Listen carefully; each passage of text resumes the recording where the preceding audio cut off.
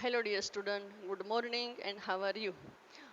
आज हम मिल रहे हैं फिर से अपनी राष्ट्रभाषा हिंदी के साथ स्टैंडर्ड 10th और लेसन नंबर 2, जिनका नाम है बुढ़ी काकी। वो हमारी रचना का नाम है। और हम शुरू करें इससे पहले मैं आपको ये बता दूं कि हर चीज़ है, यानी साहित्यकार की हर रचना है वो अपनी परिभाषा के बाद ही आगे बढ़ती है। तो आज हम जो चीज़ पढ़ने जा रहे हैं छात्र मित्र, वो चीज़ ये है कि जो हम बचपन से हम सब अपने दादी और नानी से सुनते आए हैं। ये रचना की शुरुआत कब हुई, वो कहना थोड़ा मुश्किल है, पर कहीं वर्षों से पहले इस रचना की शुरुआत हो गई है। और आज भी ये रचना इतनी ही दिलचस्प है। आज भी वो रचना यानी वो कहानी ने आज भी अपना स्थान हर पाठक के हृदय में बनाए रखा है। तो हम कहानी शुरू करें इससे पहले मैं आपको ये बता दूं कि हिंदी साहित्य जगत में बहुत सारे साहित्यकार हैं, पर बहुत सारी रचनाएं भी हुई, उपन्यास, संस्मरण, रेखा चित्र, पर कहानी आज भी सबसे आगे चल रही है। क्योंकि एक कहानी ही चीज ऐसी है जो छोटी इकाई है और एक ही स्थान पर बैठे बैठे पाठक उनको पढ़ सकता है। और वही एक ऐसी चीज है जो पाठक के हृदय से उनके विचारों के साथ कहीं न कहीं जुड़ी रहती है।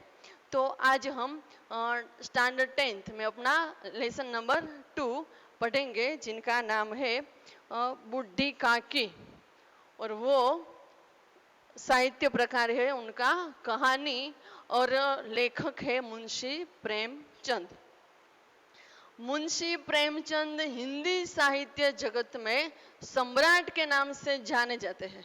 हाँ बच्चों, ये हमेशा याद रखना कि मुंशी प्रेमचंद को सम्राट कहा गया है। किसका? साहित्य जगत का उनको सम्राट ऐसा विशेषण उनके नाम के आगे लगाया गया है। क्यों? कि मुंशी प्रेमचंद ने जो रचना की, जो साहित्य लिखा, ऐसा कोई भी रचनाकार ने दिलचस्प साहित्य लिखा नहीं। और प्रेमचंद की सारी रचनाएं यथार्थ के राह पर ही आगे बढ़ती जा रही है। वर्षों पहले भी लिखी हुई रचनाएं आज भी वर्तमान समय में भी अपना यथार्थ रूप ही प्रकट करती आई है। तो वो साहित्यकार को आज हम पढ़ने जा रहे हैं। हाँ बच्चे, आपके सदनसीब है कि आपको मुंशी प्रेमचंद को पढ़ने का ये मौका मिला है। आपकी कक्षा में इनकी रचना को स्थान दिया गया है। तो मुंशी प्रेमचंद की रचना को बहुत ही दिल से, हृदय से, मन से अच्छी तरह से समझना है। उनके हर एक विचार को अच्छी तरह से समझना है। क्यों? क्योंकि साहित्य जगत के ऐसे सम्राट थे जिनके अंदर समाज की बहुत सारी चिंताएं थी, और समाज का जो पूरा चित्रण है वो उन्होंने अपनी कलम के माध्यम से, रचना के माध्यम से हमारे सामने यहाँ पर प्रस्तुत किया है। आज भी कहानी है वो साहित्य जगत में स्वतंत्र रूप से कला के माध्यम से वो आगे बढ़ती जा रही है और अपना स्थान है वो यथावत बना रखा है और आगे आगे ही बढ़ती जा रही है। इसका अस्तित्व आज भी बहुत ऊंची ऊंचाई पर जा पहुंचा है। तो इस कहानी को वाकेफ में क्या नाम दिया जाए, इसलिए बहुत सारे साहित्यकारों ने अपने विचारों के मत अनुसार ऐसी परिभाषा दी। यहाँ पर हम देखते हैं अज्ञेय जी।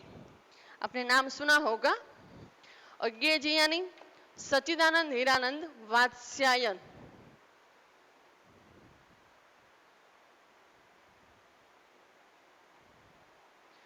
अज्ञेय जी ने हिंदी कहानी की क्या परिभाषा दी, वो किसे कहानी मानते हैं?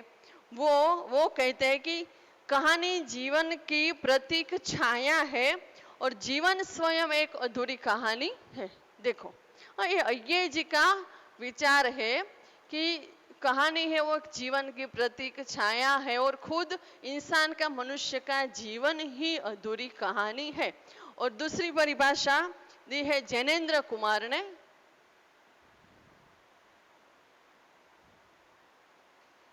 जैनेन्द्र कुमार, वो भी हिंदी साहित्य जगत के बहुत ही मशहूर साहित्यकार है। वो बताते हैं, कहानी तो एक भूख है जो निरंतर समाधान पाने की कोशिश में रहती है। हाँ, यानी हम सबको पता है कि जैसे हम कहानी पढ़ने लगे तो जब तक वो खत्म नहीं होती हम कहानी को अपने हाथ से छोड़ सकते नहीं। क्यों? क्योंकि उसके अंदर ऐसी ही रचना है, ऐसे ही संवाद है, ऐसा ही चित्रण है कि वो पाठक को जानने के लिए मजबूर, यानी उत्साह बढ़ाता है कि अब आगे घटना में क्या होगा। तो इसलिए जैनेन्द्र जी ने यही बताया कि कहानी है वो एक भूख है जो निरंतर बढ़ती ही जाती है। आपको ये बिल्कुल ऐसा नहीं सोचना है कि कहानी की ऐसी कोई परिभाषा नहीं हो सकती। हाँ, बिना परिभाषा कहानी, उपन्यास, संस्मरण, कोई भी साहित्य रचना है वो आगे बढ़ सकती नहीं। तो ये बहुत ही सामान्य परिभाषा थी जो सब बच्चों को इजीली याद रह जाए। और दूसरी बात ये कि हम कहानी पढ़ने जा रहे हैं, तो मैं आपको बच्चों एक बात ये भी बता दूं, एक कहानी है उनके भी तत्व है, वो रचना भी तत्व के पर ही चलती है। उसमें पहला है कथा वस्तु। कहानी के तत्व, इसमें पहला कथा वस्तु, मतलब कहानी में घटना होनी अनिवार्य है। बिना घटना कहानी बन सकती नहीं। पात्र हो, वातावरण हो, उद्देश्य हो, भाषा शैली हो, पर कोई घटना ही न हो तो कहानी बन सकती नहीं। चाहे कोई भी घटना हो, ऐतिहासिक हो, राजनीतिक हो, सामाजिक हो, हाँ, कोई भी घटना हो, पर घटना का होना अनिवार्य है। और ऐसी घटना का होना अनिवार्य है कि जहां पर पाठक को वो अपनी कहानी के साथ जुड़े रखे। और सिर्फ विवरणात्मक घटना नहीं, उसी के साथ बुद्धि तत्व के साथ भावात्मक घटना होनी चाहिए। और दूसरा है उसी के बाद संवाद, पात्र। पात्र यानी अब कहानी की घटना है, पर कहानी को आगे चलाने के लिए उसमें पात्र भी होने चाहिए। एक बात यह है कि कहानी की जो कथा वस्तु है बहुत ही छोटी है, ताकि पाठक उसको एक ही स्थान पर बैठे बैठे पढ़ सके। तो इसी वजह से यहाँ पात्र की संख्या भी कैसी होगी? कम, ज्यादा पात्र नहीं, क्योंकि कहानी में कभी भी ऐसी कोई फालतू चीज का उपयोग किया जाता नहीं, इसीलिए यहाँ पर पात्र की संख्या भी कम ही रहती है। और उसी के बाद है तीसरा संवाद। अब घटना है, घटना में पात्र है, पर पात्र के संवाद कैसे है? एक दूसरे के आमने सामने के संवाद ऐसे है कि जो भावात्मक उत्पन्न करे, यानी सामने वाली व्यक्ति को अपने संवाद के साथ बनाए रखे, ऐसे संवाद। और छोटे छोटे संवाद, लंबे चौड़े संवाद कहानी में आपको देखने को मिलते नहीं। यहाँ पर कहानी में आपको बहुत ही छोटे संवाद देखने को मिलेंगे। और उसी के बाद है चौथा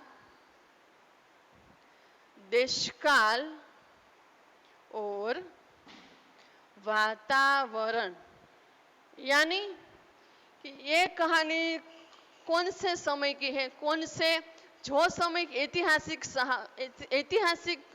समय की ये कहानी है, तो इसमें ऐसा माहौल, ऐसा वातावरण है, उसी समय का जो रस्म रिवाज की सारी बातें बताई गई है, ऐसा ही मानो कि इतिहास में जो पहरवेश था, रस्म रिवाज था, उसी के समय से आज के समय में बहुत डिफरेंट है। तो जो कहानी में घटना बताई गई है उसी के प्रकार ही उसी के संवाद चल रहे हैं, ऐसा ही वातावरण, ऐसा ही माहौल उसमें देखने को मिलता है या नहीं, वो आपको कब पता चलेगा? जब आप कहानी पढ़ेंगे तब। और उसी के बाद है भाषा शैली। आप पता है बच्चों कि कहानी की भाषा शैली है बहुत ही सरल एवं सहज है। क्यों? कि कहानी एक ऐसी रचना है जिनको सब लोग इजीली पढ़ सकते हैं और समझ सकते हैं। अनपढ़ लोग भी कहानी पढ़ नहीं सकते पर उनको समझ सकते हैं। देखने के बाद वो भी उनका कहने का, कहानी का जो तात्पर्य है, कहानी का जो उद्देश्य है, वो तुरंत ही पकड़ लेते हैं। तो इसीलिए कहानी की भाषा है वो एकदम सरल और सहज एवं रसात्मक है, रस से युक्त भाषा है। क्यों?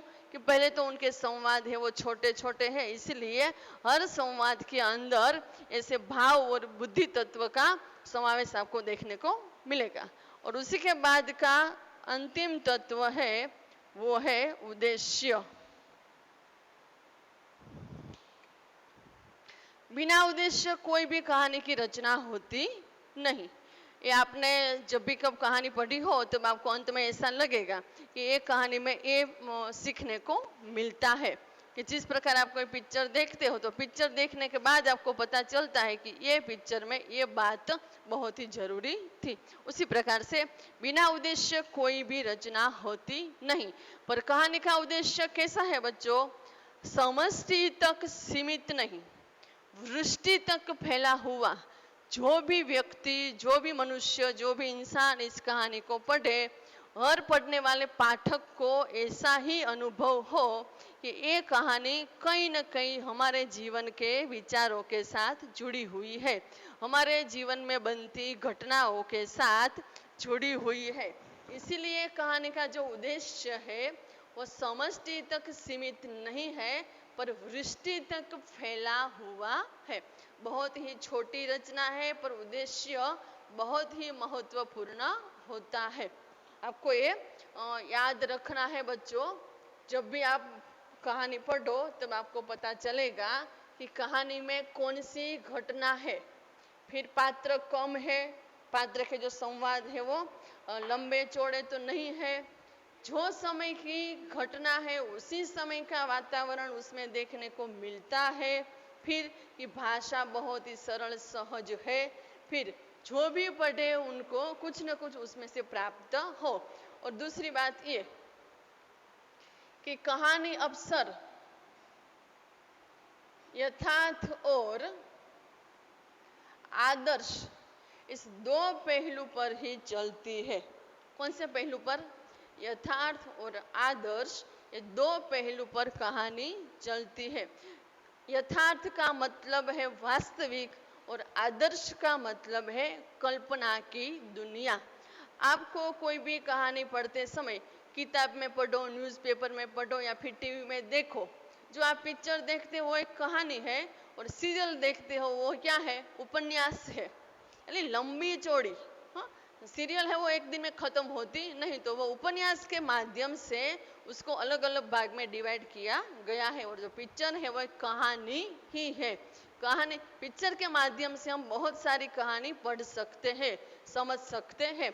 तो यहाँ पर यथार्थ, जब भी आपको कहानी पढ़ते समय ऐसा लगे कि ये बात है वो अपने जीवन में बन सकती है या तो फिर समाज में बन सकती है, वो कहानी कैसी है? यथार्थ। पर आपको जहाँ पर ऐसा हो, आपका मन जिस बात को स्वीकारने के लिए राजी न हो, वहाँ पर वो घटना है वो कल्पना के माध्यम से आगे बढ़ रही है, वो आपको याद रखना है। जहाँ पर भी आपको हो कि ये कभी भी समाज में ऐसा हो सकता नहीं, वो क्या है? सिर्फ कल्पना है। कल्पना के माध्यम से कहानी अपनी राह पर आगे आगे बढ़ती जा रही है।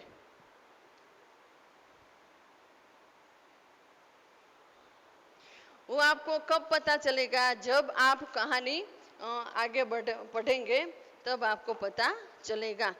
फिर उसी के बाद कहानी भी विविध प्रकार की हो सकती है।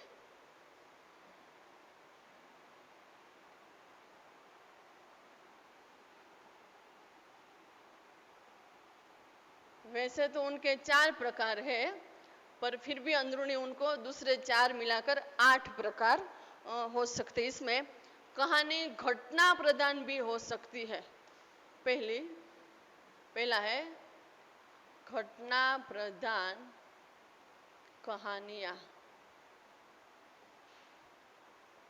मैं आपको इसलिए बता रही हूँ कि जब भी आप ये पढ़ो ना तब आपको तुरंत पता चले कि ये कहानियां आज हम जो पढ़ रहे हैं वो किस प्रकार की है। इसलिए घटना प्रधान यानी कि जिसमें घटना पर ज्यादा जोर दिया जाता है।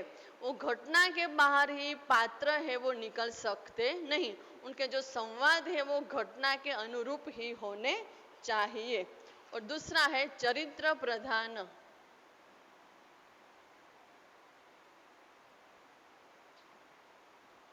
चरित्र प्रधान यानी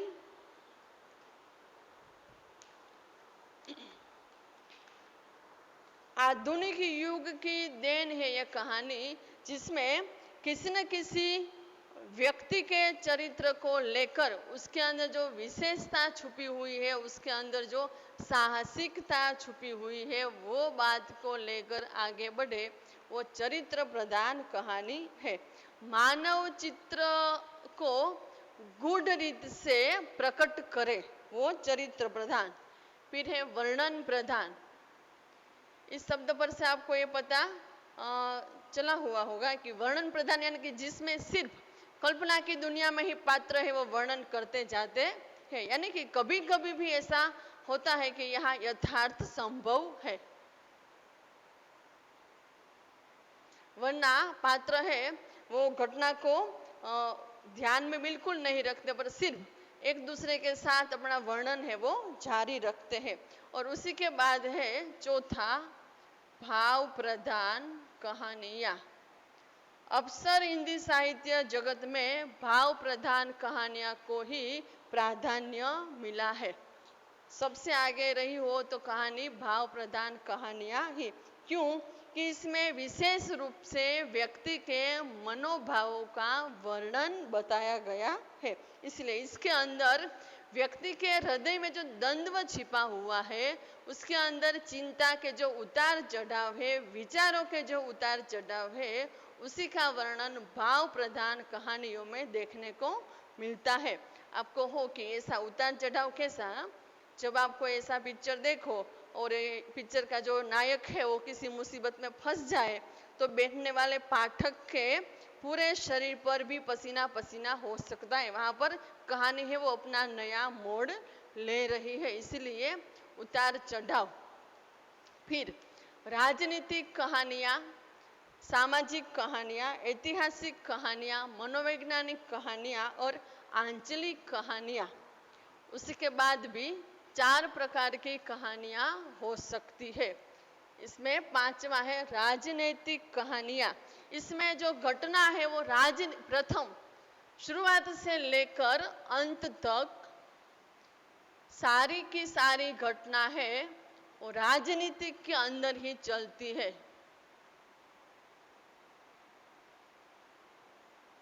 इसमें पॉलिटिक्स जिसे आप बोलते हो, राजनीतिक का ही वर्णन मिलता है शुरू से लेकर अंत तक। उसी के बाद है ऐतिहासिक कहानियां। ऐतिहासिक कहानियों में इतिहास की घटनाओं का वातावरण देखने को मिलता है। इतिहास के रहन सहन, पहरवेश, रीत रस्म सब भी इतिहास का ही देखने को मिलता है। फिर उसी के बाद है मनोवैज्ञानिक कहानियां। और आज हर क्षेत्र में मनोविज्ञान ने अपना स्थान बना ही रखा है। एक भी ऐसा क्षेत्र नहीं है कि जहां पर मनोविज्ञान है उन्होंने अपना स्थान रखा नहीं। तो मनोवैज्ञानिक कहानियां जिनका आधार वर्तमान समय में भी मानव जीवन पर रहा है। आज भी आपको बाजार में मनोचिकित्सक मिलते हैं ना, डॉक्टर। हाँ, तो उसका मतलब क्या है कि वो मनोविज्ञान पर डिपेंड है। और उसी के बाद है आंचलिक कहानियां। अंतिम आंचलिक कहानियां यानी बहुत ही छोटी। और ये आंचलिक कहानियां अक्सर अंधविश्वासों पर ज्यादा जोर देती है। क्यों आंचल विशेष यानी कि छोटा से छोटा गांव हो, उसी गांव में रहने वाले लोग के अनुसार कहानी लिखी जाती है, तो इसे कहते हैं आंचलिक कहानियां। और आंचलिक कहानियां में अंधविश्वास ज्यादा देखने को मिलता है।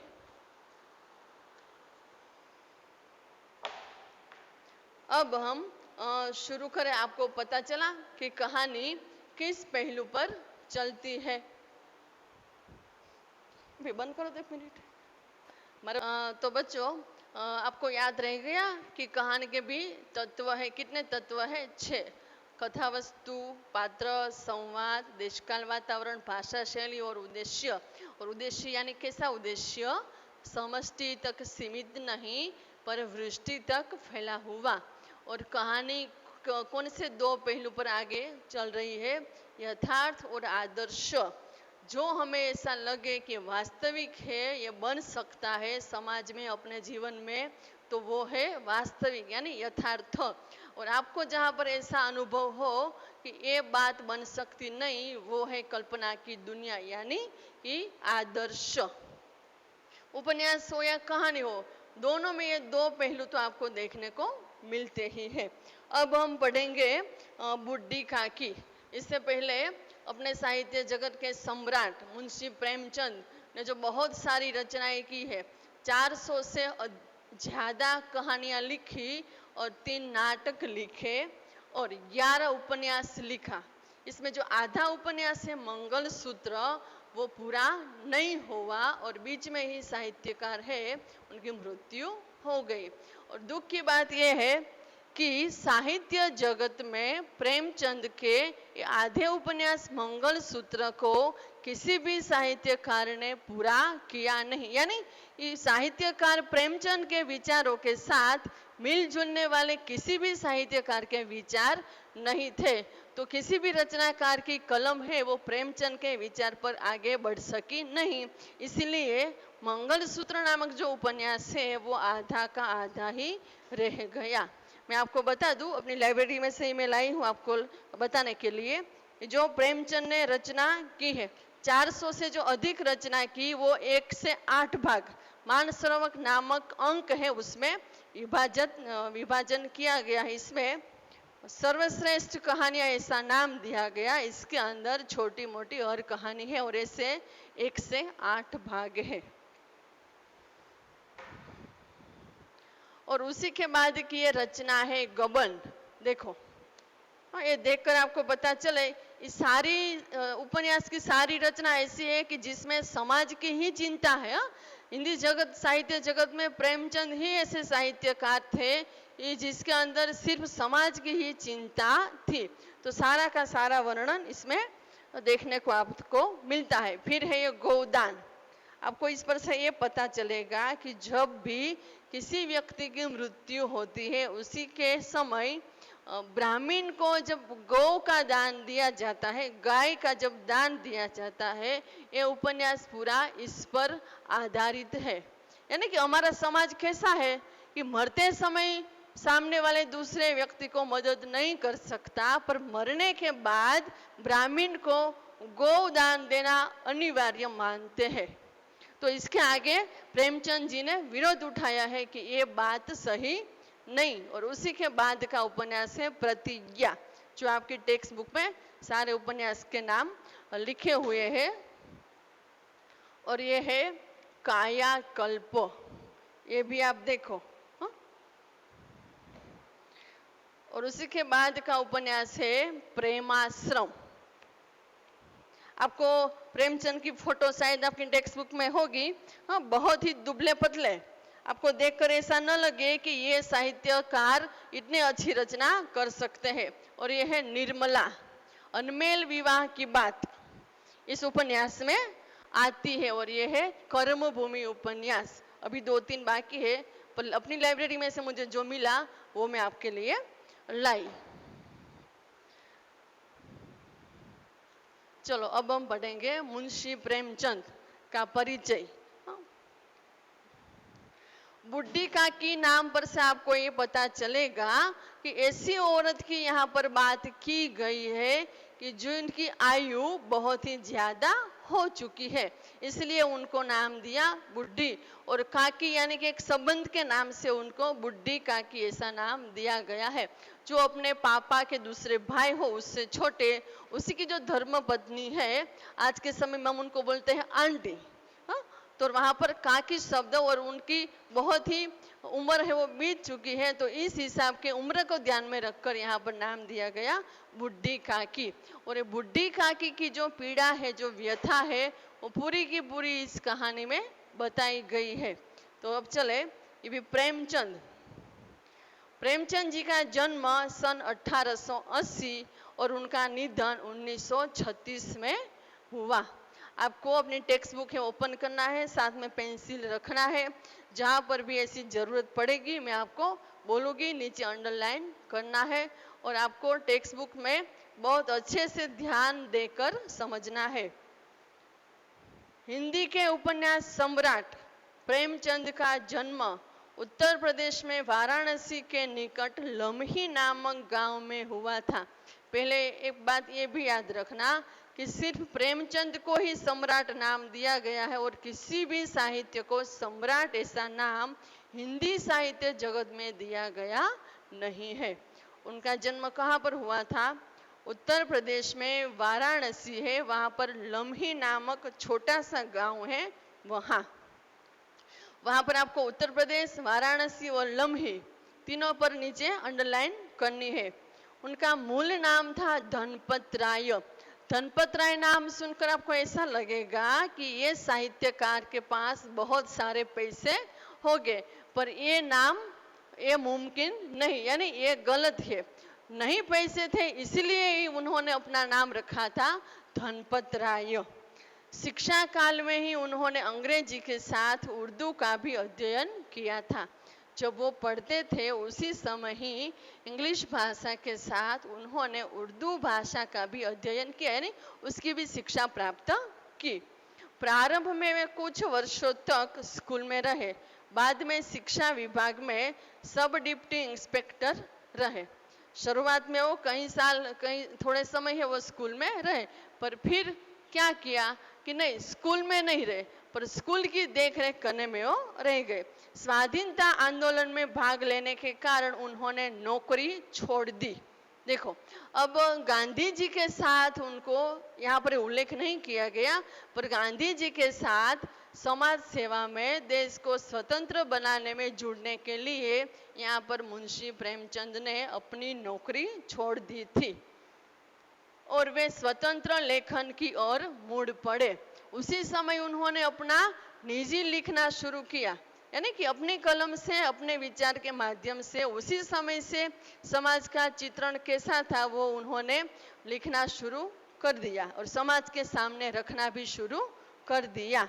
और उसी की वजह से कई बार प्रेमचंद को हवालात में भी बंद होना पड़ा है। ये उल्लेख यहाँ पर नहीं है, पर आपको मैं ये बता दूं, वे हिंदी ही नहीं बल्कि समग्र भारतीय साहित्य के महान व्यक्तित्व है।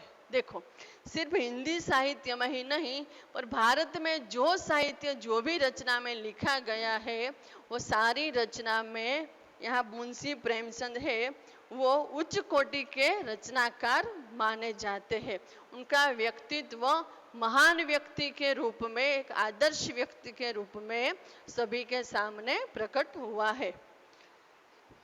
उसी के बाद का परिच्छेद, अपनी आवाज जनता तक पहुंचाने के लिए उन्होंने उपन्यास, कहानियां, नाटक लिखे। किस माध्यम से वो अपनी आवाज जनता तक पहुंचा सकते थे?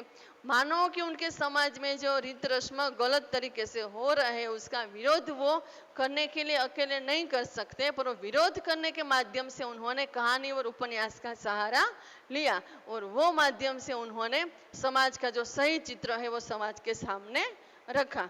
उन्होंने अन्य भाषाओं से अनुवाद किए और निबंध लिखे तथा बाल उपयोगी साहित्य की भी रचना की। सिर्फ हिंदी भाषा में और उर्दू भाषा में ही लिखा नहीं, उसी के अलावा भी दूसरी भाषाओं में भी प्रेमचंद जी ने साहित्य रचना की है और निबंध लिखे हैं और उसी के साथ साथ छोटे बच्चों के उपयोगी हो ऐसा साहित्य की भी रचना की है। गबन, वरदान, प्रतिज्ञा, सेवा सदन, प्रेमाश्रम, रंगभूमि, कर्मभूमि, निर्मला, कायाकल्प, गोदान और मंगल सूत्र अपूर्ण उनके उपन्यास है। जो मैंने अभी अभी आपको बताया वो प्रेमचंद के उपन्यास थे, उनकी वो किताब थी जो प्रेमचंद की रचना है। तो यहाँ पर जो उनके उपन्यास के नाम बताए गए, इनमें से कौन सा उपन्यास है जो आधा है, अभी भी पूरा हुआ नहीं, वो है मंगलसूत्र। मानसरोवर 8 भागों में उनकी लगभग 300 कहानियां संग्रहित है। मानसरोवर नामक टाइटल है, उसी के अंदर 1 से लेकर 8 भाग में वो 300 से ज्यादा कहानी को उसी के अंदर स्थान दिया गया है। प्रेम की वेदी, करबला और संग्राम उनके नाटक है। 3 नाटक है, कौन से है? पहला प्रेम की वेदी, दूसरा संग्राम और तीसरा करबला। ये भी जितनी प्रसिद्ध कहानी है उतने ही प्रसिद्ध प्रेमचंद के नाटक भी है। कुछ विचार, कलम और तलवार और त्याग आदि उनके निबंध संकलन है। देखो, अब उन्होंने अपनी कलम निबंध की रचना पर भी चलाई है। निबंध कौन कौन से है? तो कुछ विचार, कलम और तलवार। यहाँ पर कलम और तलवार दोनों विरुद्ध है, हाँ, वो निबंध उन्होंने लिखा है। निबंध यानी ये जो आप न्यूज़पेपर में आपको रविवार की पूर्ति अगर आप पढ़ो तो उसी के अंदर जो लेख, आप अपनी भाषा में क्या बोलते हो? लेख। बहुत ही अच्छे साहित्यकार के लेख आपको पूर्ति में देखने को मिलेंगे, जैसे गुणवंत शाह, सच्चिदानंद, चंद्रकांत बख्शी, मोहम्मद मांकड़, सौरभ शाह, ऐसे जो साहित्यकार है वो आज भी समाज का वर्णन उस वो लेख निबंध के माध्यम से करते हैं। तो ऐसे निबंध। फिर यहाँ पर बुढ़ी काकी में प्रेमचंद ने ऐसे दयनीय वृद्धों की अवस्था की और हमारा ध्यान खींचा है।